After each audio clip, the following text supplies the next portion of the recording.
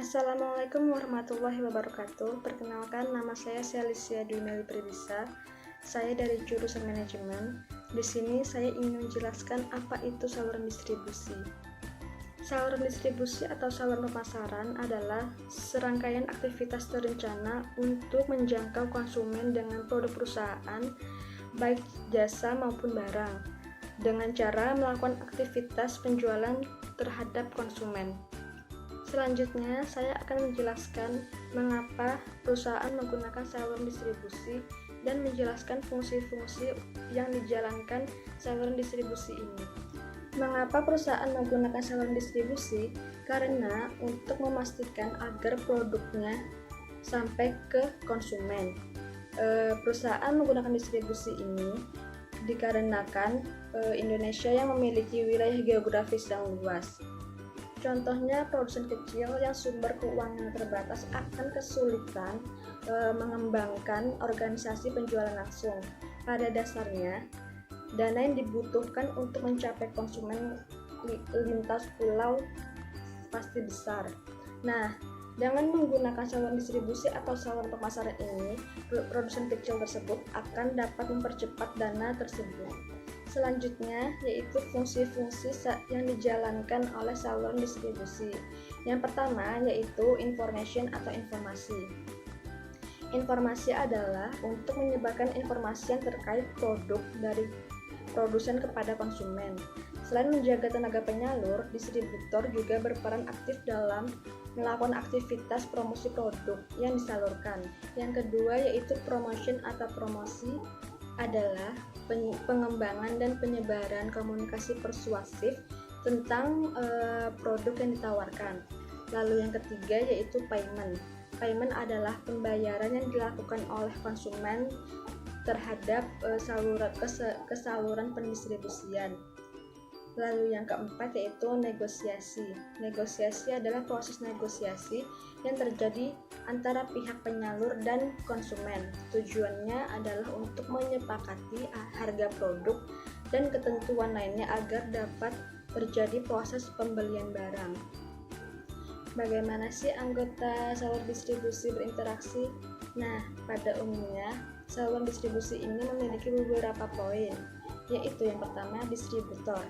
Distributor merupakan pihak yang dikenal melakukan proses distribusi langsung dari produsen ke penjual.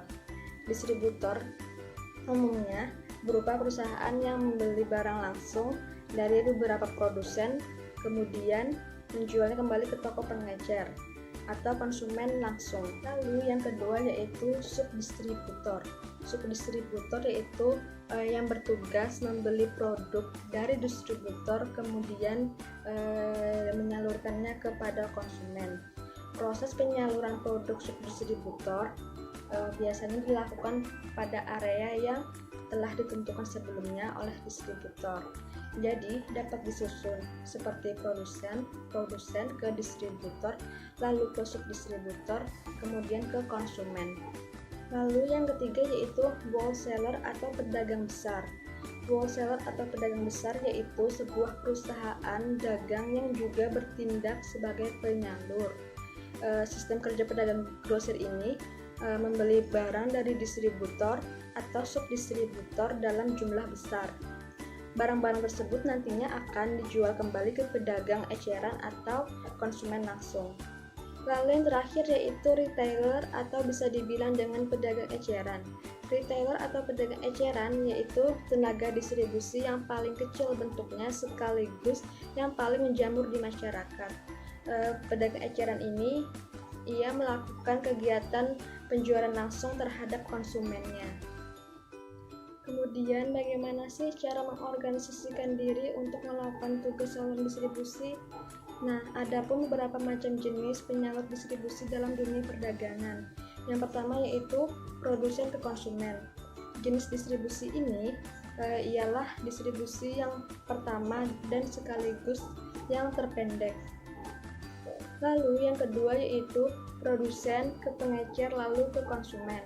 Jenis distribusi ini adalah produsen yang menjual produk secara besar atau grosir ke pengecer. Kemudian pengecer akan menjual barang secara satuan kepada konsumen. Lalu yang ketiga yaitu produsen ke pedagang usaha besar, lalu ke pengecer, dan kemudian ke konsumen. Jenis distribusi ini ialah menjual produk kepada pedagang besar saja. Kemudian barang dijual kembali oleh pedagang besar ke pengecer untuk selanjutnya dijual terakhir kepada konsumen. Lalu yang keempat yaitu dari produsen ke agen, lalu ke pengecer, kemudian ke konsumen. Jenis distribusi ini ialah produsen yang hanya menyalurkan produknya melalui agen tertentu yang telah bekerja sama. Kemudian, agen akan menyalurkan produk kepada pengecer, dan yang terakhir pengecer menjual produk ke konsumen di pasaran. Oke, yang terakhir saya akan menjelaskan tentang peran pengecer dan perusahaan perkulakan saluran distribusi. Pedagang eceran biasanya meliputi semua kegiatan yang berhubungan secara langsung dengan penjualan barang maupun jasa kepada konsumen akhir atau keperluan pribadi. Namun demikian tidak menutup kemungkinan jika adanya penjualan secara langsung dengan para pemakai industri, karena tidak semua barang industri selalu dibeli dengan jumlah yang besar. Secara definisi, dapat dikatakan pengecer adalah sebuah lembaga yang melakukan kegiatan menjual barang kepada akhir untuk keperluan pribadi. Sekian yang dapat saya sampaikan. Salah hilaf mohon maaf. Wassalamualaikum warahmatullahi wabarakatuh.